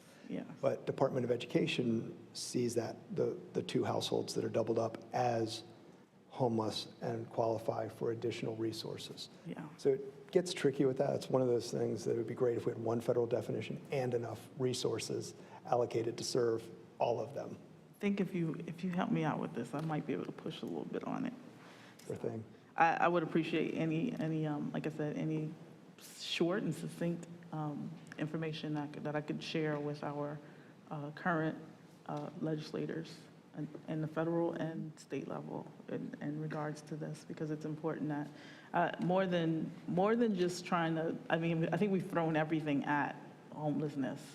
And even the 10-year to end homelessness initiative, and trying to figure out what homelessness prevention looks like. I think it means changing some of our federal guidelines, some of our federal kind of software components. And essentially, it's like the way that healthcare has moved to this electronic focus, and you can now have your doctors talking to one another.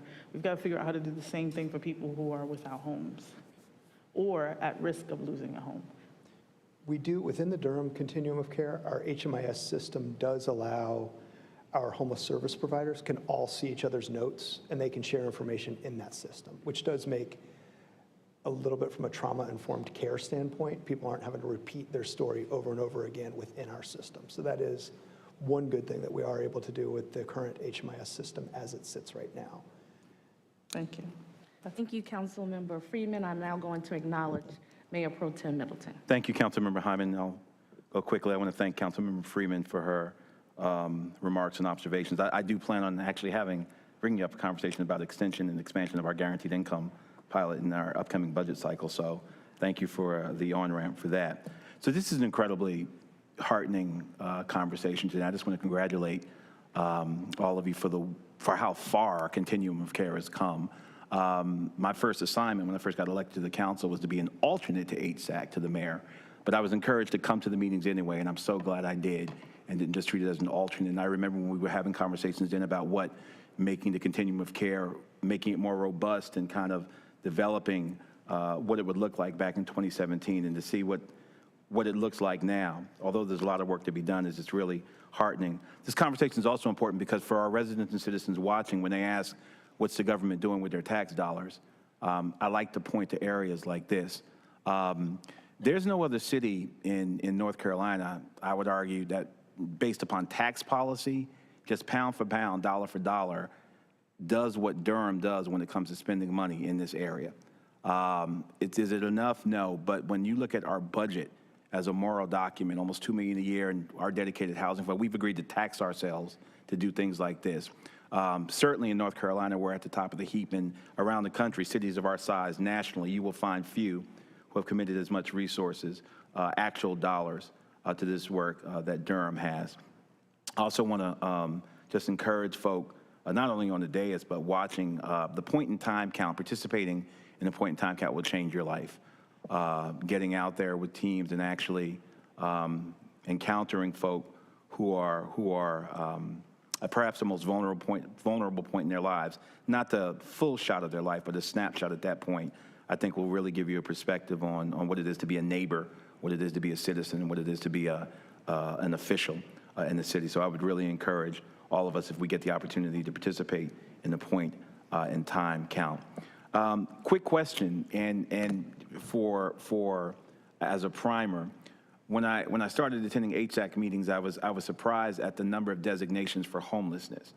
We talk about unsheltered homeless, but you can still be homeless and be on a couch somewhere. So give us a primer for residents and citizens watching the number of categories we have for homelessness, and that homeless doesn't necessarily mean you're sleeping under the bridge or in a field somewhere. Sure. So you have, essentially HUD has 4 categories of homeless. The first category is literally homeless, literally living on the streets, living in an abandoned building, place not meant for human habitation. Literally homeless also qualifies for persons who are in an emergency shelter. They are considered literally homeless as well, because without that emergency shelter, they too would be on the streets. The next category you have is at risk of imminent homelessness, which means that there is a documented, verifiable, within 14 days, this person literally will be homeless, unsheltered, or need an emergency shelter. The best example I can think of that is an eviction, and you know when the sheriff is coming to lock the door, and through conversation, you're able to verify that that person, when that door is locked by the sheriff, that person has no financial resources, no family, no friends. There are no other options for that household to not enter the homeless system. So that's your imminent risk of homelessness. Or when you have a landlord asking somebody who's not on a lease to exit a property within 14 days, and through the same conversations verifying that that person has no financial resources, family, friends, other support networks, that they would be at imminent risk of homelessness within that 14-day time period. The third category is persons fleeing or attempting to flee intimate partner violence, otherwise known as domestic violence. That is a category of homelessness under the HUD definition. And then the fourth category is all the other definitions of federal definitions of homelessness. So Health and Human Services, Department of Education. And as a homeless system, we use those categories to prioritize how we use our resources. So priority 1 is obviously literally homeless. So resources are geared for people who are literally on the streets. The second category would go into the fleeing intimate partner violence, and at imminent risk of homelessness is the next category. Thank you so much for that. That's all I had. Thank you, Councilmember Hyman. Thank you, Mayor Pro Tem. I am now going to acknowledge Mayor O'Neill. Thank you so much, and thank you, Mr. Davis. We had a series of very interesting emails over the holiday period And so I too share a heightened awareness of this very critical and crucial area for city government. Today, it seems to me that I've learned, for the most part, that this is a highly regulated area in terms of how we interact from the federal level. Would that be a correct assumption or observation? I would say you definitely have very clear lines that you need to stay within. There is some gray within those very strict boundaries, and we try to maximize that gray area as best we can, but stay within the rules of law. In keeping with the wish list that Councilwoman Freeman talked about a little bit, I would definitely be interested in knowing what your top 3 impediments or needs for the upcoming year would look like for us. I don't expect for you to answer that off the top of your head today, but certainly if you would give that some consideration as we enter into the budget season, where are we, and talking with our legislators, legislative bodies, where are the areas that we really can press in on the next 12 months would be helpful. And thank you for all your work. Thank you, Mayor. Thank you. Before I turn it back over to the mayor, I do have just 2 questions. One is, you talked about the supportive services case management wraparound, right? And so with that, is there wraparound money that is allocated to the supportive services? And how much is it, if you can tell, and how long are they able to obtain that money? Wraparound services for supportive. Great question. And it's going to go back to, it depends. So it depends on your funding source. So if you're talking about rapid rehousing, there is wraparound case management for that. That dollar amount is how much does the nonprofit agency spend on rents and utilities? How much do they spend on case management services? I'd say generally speaking, it's about a 50-50 ratio. But if you're talking rapid rehousing, that case management supportive services is available for no longer than 2 years. If you're talking about permanent supportive housing, the supportive services allocated with that are allocated for as long as the person is in that permanent supportive housing program. Now, if you're talking about somebody who's experiencing homelessness and receives a housing choice voucher or moves into public housing, there is no dedicated source of funding to provide the wraparound services to that unless they happen to be enrolled in a rapid rehousing program to assist with the housing location and stabilization portion.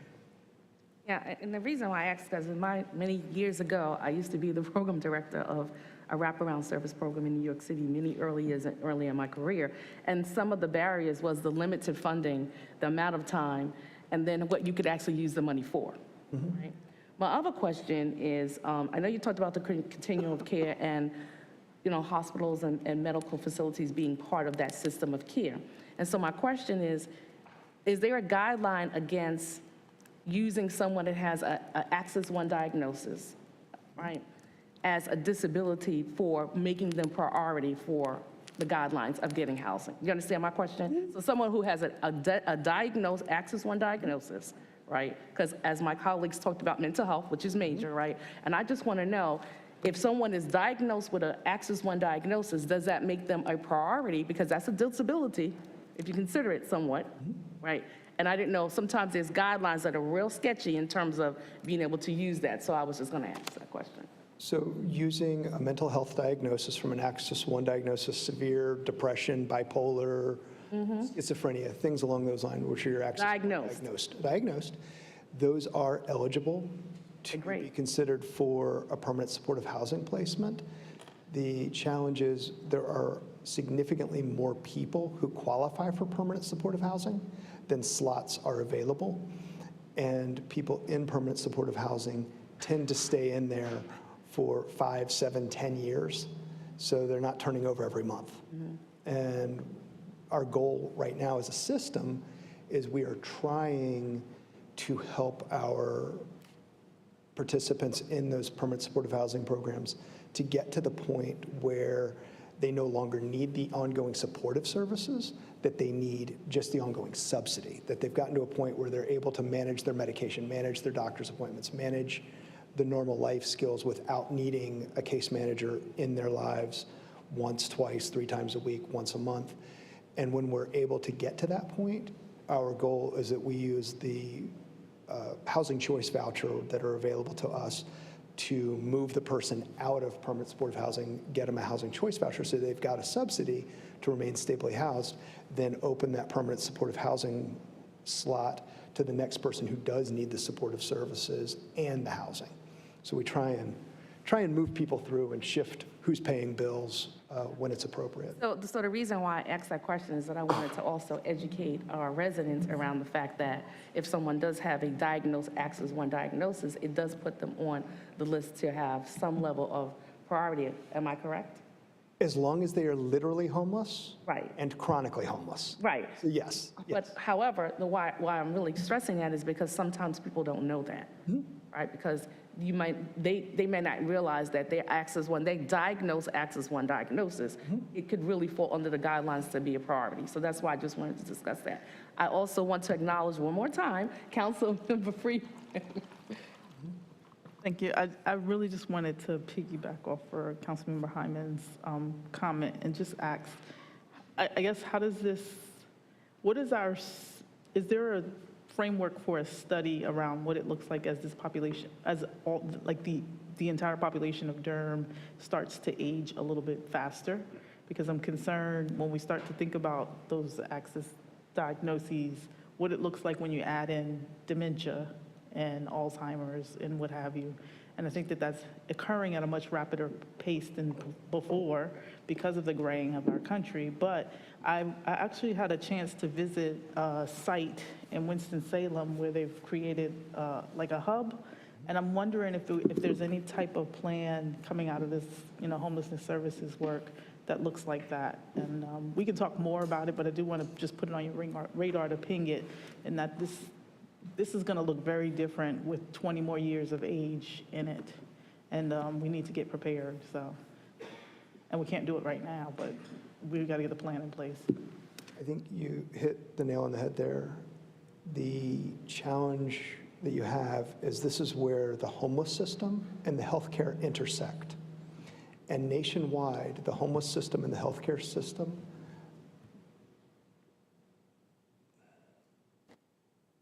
have differing priorities and different skill sets and different abilities. And a lot of these issues that you're bringing up, dementia, physical ailments, require some sort of, sometimes assisted living.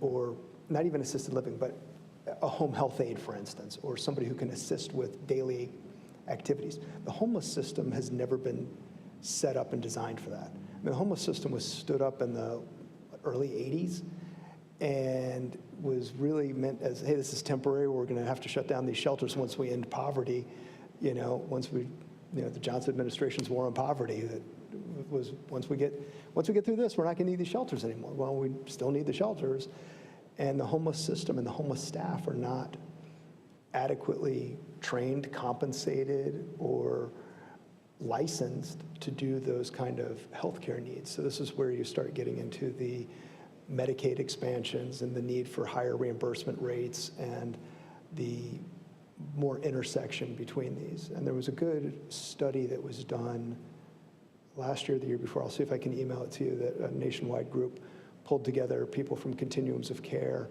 from the homeless side and the medical side to talk about that intersection between health and homelessness and the needs of both, and how the two systems might better work together in the future. That's helpful. And you're also jogging my memory to mention that I serve on a campus study for St. Philip's. Conversation going on right now around what urban ministries will look like going forward is happening. And I'm not sure if the city's even involved. I know that the county is, but I do hope that the city is also. We have been looped into those conversations and been asked to weigh in from time to time on Thank you. thoughts and ideas of what that shelter, what that next step might look like. Thank you, Councilmember Freeman. I just want to thank my colleagues for a robust conversation around this topic. You know, homelessness is a serious macro-level social change movement. And as a social work professor, you know, I go back to thinking about in the 1900s, we call her the mother of social work, Jane Addams, who went to London to study about homelessness and came back with the settlement houses and then came back to Chicago, the whole thing.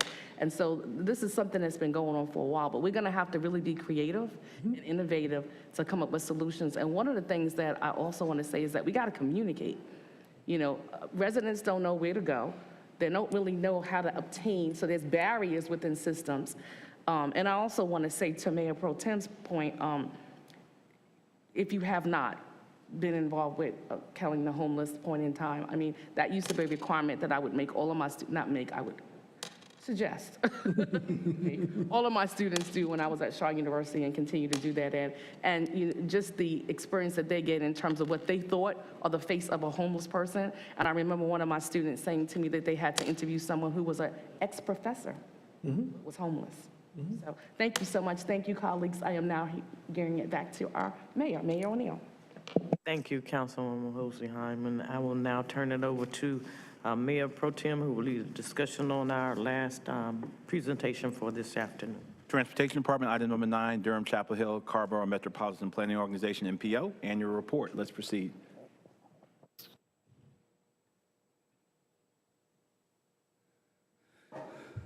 Thank you very much. Mayor O'Neill, Mayor Pro Tem Middleton, city councilors, city staff, thank you very much for having us here today. My name is Doug Placzynski. I'm the executive director at the DCHC MPO. I'm going to review a little bit about what we've done over the past year and what we're going to do in the next year at our presentation today. So just as a short primer, don't worry, I'm not going to read all the text on the slides, but the Metropolitan Planning Organization is authorized by the federal government to provide transportation planning, long-range transportation planning and project coordination for metropolitan areas across the country. Typically, an MPO will be established in an area that's at least 50,000 people. Obviously, our area is much larger than that. The North Carolina Triangle region is actually divided into 2 metropolitan planning organizations. We are the western portion, so the DCHC MPO consists of Durham City and County, a part of Orange County, including Chapel Hill, Carrboro, and Hillsborough, and Northeast Chatham County. We actually are awaiting some data to be released or analyzed by the U.S. Census Bureau. We may be expanding our boundaries somewhat depending on what the latest 10-year census suggests. Our board members are made up of elected officials from these communities. We have a technical advisory committee that's made up of staff from these communities and other institutions in our area. And we are housed, 10 of us are housed here at the City of Durham, where we have been for several decades working on transportation planning. Just so you know a little bit more about me, I am born and raised in Durham, a graduate of Southern Durham High School in 1994. I remarked to my colleagues that I've been blessed to present to probably hundreds of elected bodies in my career, but this is the first time I've had the privilege of presenting in front of my hometown council. So thank you very much. My experience has been split between MPO planning and regular planning or more traditional planning and zoning across several states. And actually my first job professionally was here as an intern in the Transportation Department in 1995. Now what the MPO does at a high level is we look at long-term transportation needs. We have a couple of big initiatives that we coordinate through the state and federal government processes, including a long-range comprehensive transportation plan that is required by the state of North Carolina.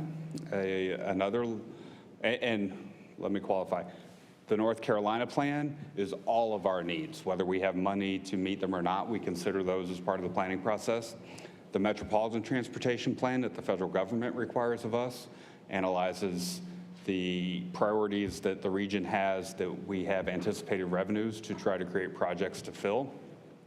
And with those anticipated revenues, we create a short-term funding program, just like the city does its capital improvements program, but we call it the Transportation Improvements Program. It covers 10 years, and we coordinate not just local government investments, but NCDOT investments as well. Right now, we're working on a couple of significant corridor studies in Orange County and Durham County. We're taking a look at US 70. I know some of our city councilors have heard about the US 70 corridor study east of the new East End connector that opened up. We are continuing to work with them, and we've got some exciting opportunities and a lot of public outreach in front of us. For bicycle and pedestrian planning, our staff is coordinated with City of Durham Transportation Department staff for the Triangle Bikeway Study, and we are proceeding with how to consider that on a regional scale. We do a lot of technical work too. We have 3 or 4 members of our staff that are specifically travel demand modelers. They get into computer systems and programs and take all this data and try to replicate what traffic is really doing. And as you can imagine, that's not easy when you have so many literally moving parts. So we have a regional travel demand model that covers portions of 7 counties. And then we have some smaller, more strategic and precise tools that we use to address our congestion management process and provide a mobility report card more specific to the DCHC area. Also in the past year and moving forward, the MPO has been involved with the Durham County and Orange County transit planning efforts. Those initiatives are funded by the local half-cent authorized sales taxes. We've been working with the partners to advance a lot of different efforts, including comprehensive transit plans, intergovernment arrangements and authorizations, and then how to coordinate those projects going forward. And again, I mentioned the technical services we provide directly to some of our member communities, like street light data that provides more live existing traffic conditions that we can use to make sure our models are doing what they're supposed to do. One of the special projects we're hoping for in the next year will be the culmination of a Safe Streets and Roads for All grant application we submitted under the Infrastructure Investment and Jobs Act that will be able to study traffic safety in the DCHC MPO area, and in particular address a lot of the safety concerns for initiatives like Vision Zero, which would reduce and eliminate, hopefully, serious injury and fatal traffic crashes. Also, over the next year, we hope to align our public involvement policies and programs to more closely mirror all the great work the City of Durham does with their public involvement strategy and go above and beyond. We want to be known throughout the MPO world as having one of the most proactive public engagement programs that we can imagine. So we'll be looking to revise that over the next year. I know I've thrown a lot at you, and I'm not going to describe a whole lot more.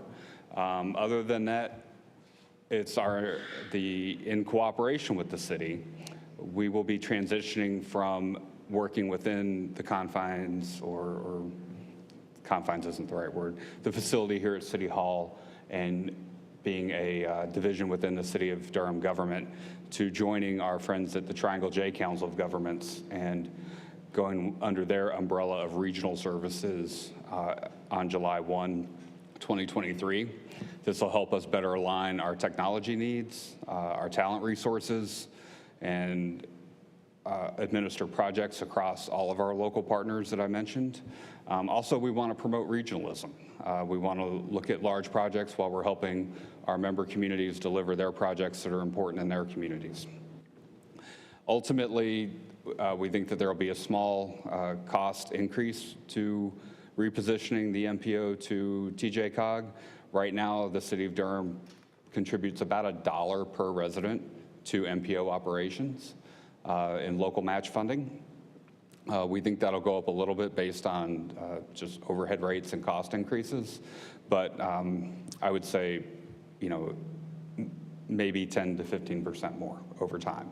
So to give you an idea, we have a $5.5 million budget. Our local match comes in from everyone around $600,000. So the city of Durham may be looking at a $30,000 to $40,000 price increase in terms of what we ask for local dues. I wanted to mention that. That's important. Budgeting is going to be coming up. Now, what that will also do is enable the City of Durham Transportation Department to focus less on NPO operations and more on the great work they're doing on delivering projects and programs to Durham constituents. But we definitely, we appreciate our partnership and look forward to continuing working with City of Durham Transportation Department on all their great work. So with that, I'd be happy to answer any questions. And feel free, if you think of them after this presentation, to drop me a line, and I'd be happy to connect with you and follow up. Thank you.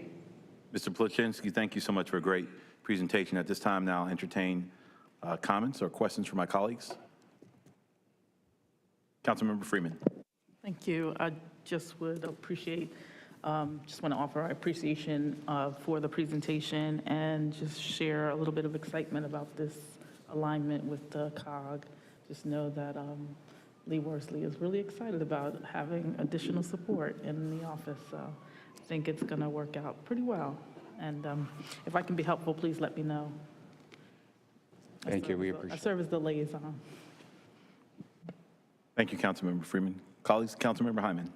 I just want to say welcome. And didn't realize how in deep transportation is until I sat on this board. Thank you so much. Welcome. Well, I appreciate that, and I should have mentioned during my presentation, but my father was also a City of Durham retiree, so he worked for the Water Services Department. Thank you, Councilmember. Anyone else? Madam Mayor. Just want to offer my thanks to you. Like Councilwoman Hyman says, this is a very complex area, so every time I talk about or listen to a presentation about transportation, I'm just amazed at how much I learned. So once again, thanks for being a great teacher. Thank you. Thank you, Madam Mayor. Colleagues, anyone else? All right, thank you, Madam Mayor. I'll yield back to you. Thank you so much, Mayor Pro Tem. I think we are now at the point where we are to settle our agenda. Thank you, Madam Mayor. For your consent agenda, I have items 1 through 7, and for your general business agenda public hearings, items 10 through 13. Thank you. Thank you so much. I will now entertain a motion to settle our agenda. So moved. Second. Second, third. It's been moved by Councilwoman Hyman, seconded by Councilwoman Freeman. All those in favor, if you would sign by raising your left hand. All those opposed have the same right, saying none. It has passed unanimously. Unless there is anything else to claim our attention at this point, we will adjourn to closed session, and we should probably convene at 3:15-ish. That'll give us enough time to get upstairs. 3:15, 3:20. In y'all's conference room. In our conference room. We will do it in City Council conference room, okay? So we'll get up there about 3:20, give everybody a little break. All right, thank you so much. Bull City Strong, we adjourn into closed session at 3:08, January 5th, 2023.